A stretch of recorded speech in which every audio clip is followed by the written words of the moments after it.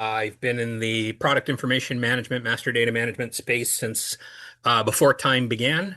Back in the day when Excel spreadsheets were really pretty much your only option. No one was really sure the internet was going to work. And digital functionally meant you have the ability to take a picture with a camera.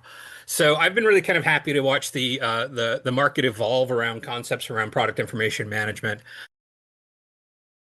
Yeah, my name's Britt, CIO at John Booz.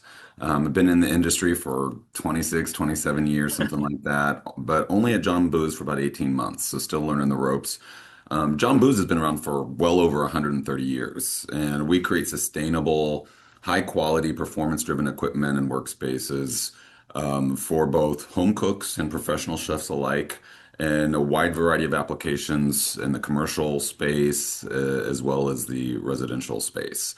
So if you've seen the Food Network, then you've seen our products and maybe just haven't noticed or noticed the logo. But we've been around a long time. Master data management is the art of taking a lot of junky things and matching it down to one not junky thing. So that can be a person, that can be a place, that can be a product. But functionally, if you've got data spread everywhere in the enterprise, you don't necessarily want to rebuild every single record that you're seeing. You want to match it to an authoritative record. You want to contain that reference, and then the authoritative record carries forward, right? So it's a way to make sure that you're cleansing the data that's actually important as you're moving forward in the product life cycle. Like I said, down at the bottom, it's kind of about taking many different things and consolidating down into a few different things. Well, one, it's always been important. But what we're seeing, of course, is technology is changing at a very, very alarming rate. The world is changing faster than we anticipate the world changing. Standards are crazily difficult to maintain these days with everything changing and kind of the world up in the air about who does what on a global stage. Which means that you're ultimately facing more complexity. You're going to have more channel complexity, more outbound complexity, et cetera. When it comes to buying behavior, what are your customers actually doing? I think one of the biggest things we need to pay attention to is the platform adoption curve. One of my favorite examples of slow, and I use this frequently, I worked with a company that by the time they got a product to their new release website, it was obsolete. It was it couldn't even be purchased anymore by the time it went through the chain. So yeah, that's an example of slow time to market. And everyone talks about the results, time to market results, et cetera, in terms of the sales it can generate. That's very, very important to look at. But it's also incredibly frustrating to work with a slow process. Anybody that's ever done it does not really feel proud or enabled in what it is that they're doing in terms of product information management. And then, of course, expectation for customers is higher and higher. I used to hear all the time, yeah, yeah, those things are doing on Amazon. That doesn't really apply to me.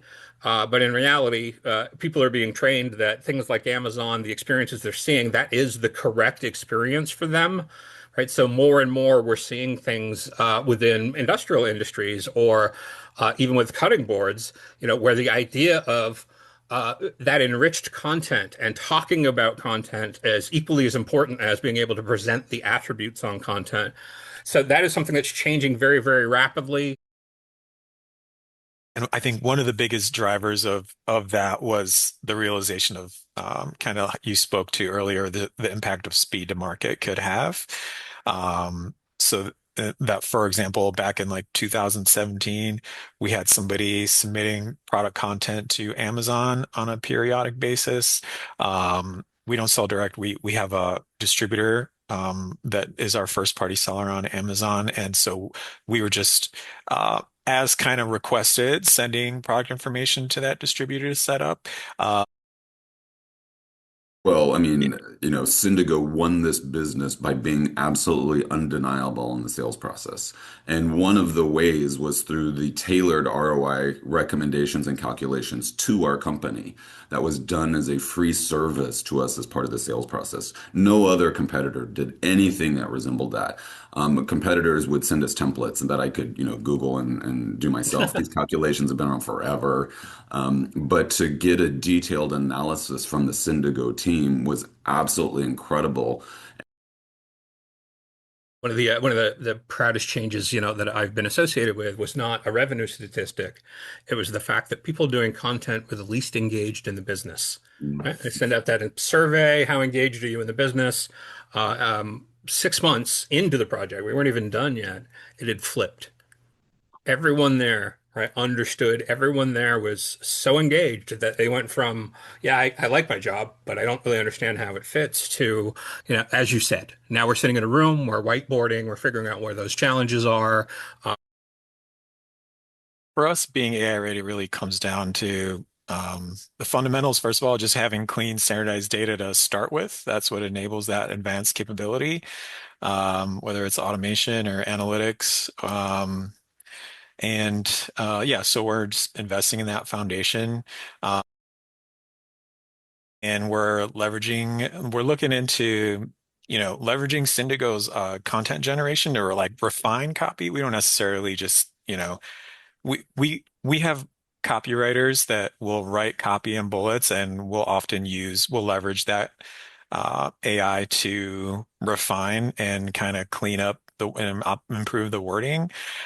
So we, like a lot of places, I feel like we're still kind of dipping our toes in the water with AI and haven't really launched, like flushed out like a full scale like implementation of anything. Um, No, this is something I sweat about, keeps me up at night. I mean, there's just so much silent, unbound risk with people's personal Yeah. devices and bad business decisions and hallucination and slop. So I'm thrilled to offload a lot of that to point solutions like Syndigo. And, obviously there's the big announcement recently about Synapse, the Syndigo Agentic product experience management platform that uses all sorts of different autonomous AI agents to automate product data workflows and creation and distribution for, brands, retailers, everybody.